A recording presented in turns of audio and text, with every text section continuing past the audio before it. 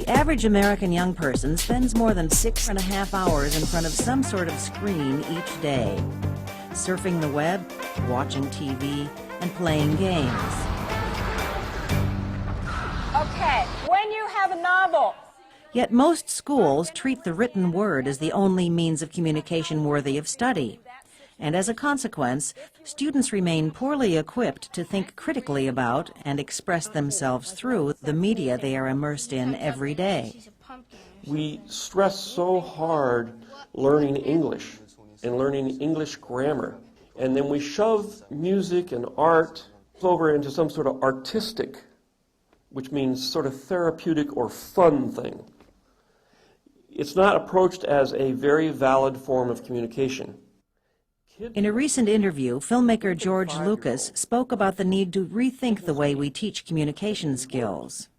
So we go through school, and then later on we start to learn the grammar of English, punctuation, capital letters, run-on sentences, what a verb is. But nobody teaches anybody about what screen direction is, what perspective is, what color is, what a diagonal line means. Those are rules. Those are grammatical rules. The teaching of those rules and other facets of media literacy is gradually gaining traction in schools across the country.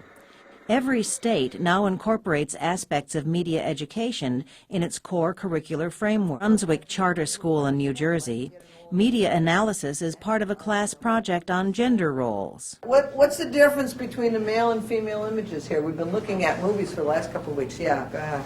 I guess you can say lighter colors are more feminine, the way they're advertising it there, and darker colors are for men. But why? A lot of what people are exposed to in terms of information that is critically important to how they're going to live their lives has to do with news media coverage. And I don't think they often understand the comparative versions of what they're being shown, the choices that are made with each shot, the propaganda value, the subliminal value. And if we do nothing else here, we're going to teach kids how to see more deeply into that and how to be able to speak for themselves in the same kind of language. I have a list of questions here. Not all of them apply to every photo. At the Ascend School in Oakland, California, 7th graders studying the war in Iraq learned to dissect local newspaper coverage. In this photo, who do you identify with? The Iraqi civilian. The Iraqi civilian. What other kinds of things do you think you might think?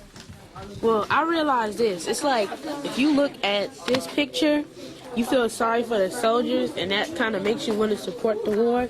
But then if you look at this picture, you feel sorry for the Iraqi people, and that makes you think that the war isn't necessary.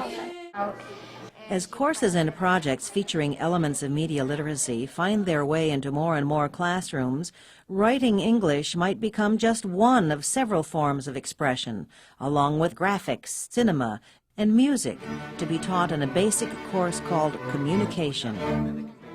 The basic grammar of communicating should be taught basically in the communications class. And it shouldn't be taught as some esoteric, arty thing. It should be taught as a very practical tool that you use to sell and influence people and to get your point across and to communicate to other people, especially in this age where kids are more and more using multimedia.